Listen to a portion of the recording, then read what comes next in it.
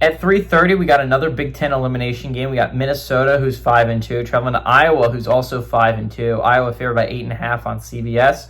Drake Lindsey's gone 129 to 208, threw for 1,437 yards, 10 touchdowns, 3 interceptions. Darius Taylor has had 79 carries for 353 yards and a touchdown. And Lemeke Brockington's had 25 catches for 285 yards and 3 touchdowns. Mark Gronowski for the Hawkeyes got 95 of 146, threw for 811 yards, 3 touchdowns, 4 interceptions. Kamari Moulton has had 67 carries for 360 yards and 2 touchdowns. And Sam Phillips had 11 catches for 193 yards. Minnesota leads the series all-time 63-53, although the last game went to Iowa in 2024, and Iowa has won 9 of the last 10 times these two teams have played. Minnesota used to dominate the series, and while 10 games is still a significant lead in the series, it has gotten a lot closer since Ferentz has taken over. Iowa has not won a game at home since 2021. That's not like an insane stat. That just means they lost their last home game against Minnesota.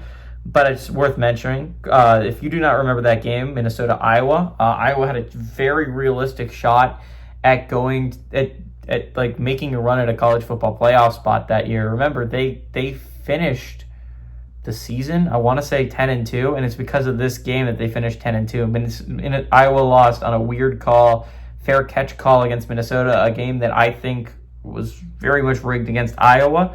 But Kirk Ferentz, during his tenure at Iowa, has dominated Minnesota. He's gone 19-7 against the Golden Gophers. Fleck, as much as the praise as I was giving him last week about what he's done against Nebraska during his tenure here, he has not been able to beat Iowa. Fleck is 1-7 against the Hawkeyes in his tenure here as the Minnesota Golden Gophers head coach. And the one win was that fluky one I mentioned in 2023. Again, I was talking about last week, Minnesota had to pull off 3 big games if they wanted to go to the college football playoff. They pulled off the first one. At home against Nebraska, they found a way to win that football game.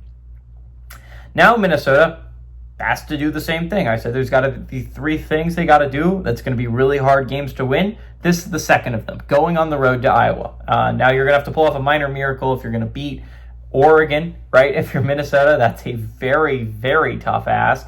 Iowa's got to do the same thing, though. Again, whoever wins this game, you still got to beat Oregon. Like, that's still on the docket. For whoever wins this game and they want to stay in the playoff race, you have to beat the Ducks. It's just something you got to do. But on the downside for Minnesota, they got to go on the road to beat Oregon. Iowa gets Oregon coming to town. So that's the one bright side for the Hawkeyes' playoff chances. Iowa has a pretty difficult schedule. I'm not going to lie. It's not a very easy schedule. But the Hawkeyes still look like a very solid football team. I think this is still a team that can make a college football playoff run. You look at the 2 losses so far, they are by 3 to a good Iowa State team that's no longer ranked, but still a good one on the road. And they lost a heartbreaker to Indiana. Most teams can't keep up with Indiana. Iowa was one of the few ones that could. This is a Hawkeyes team that is very, very good. Now, I'm not going to discount Minnesota, but you look at their 2 losses. They lost to Cal, and they lost to Ohio State. Now, a lot of people can't keep up with Ohio State. That's completely fine for that on the resume. The loss to Cal is a little questionable if you're a Golden Gophers fan. Again, this Minnesota team has been good this year. Again, you don't beat Nebraska last week without being good at football.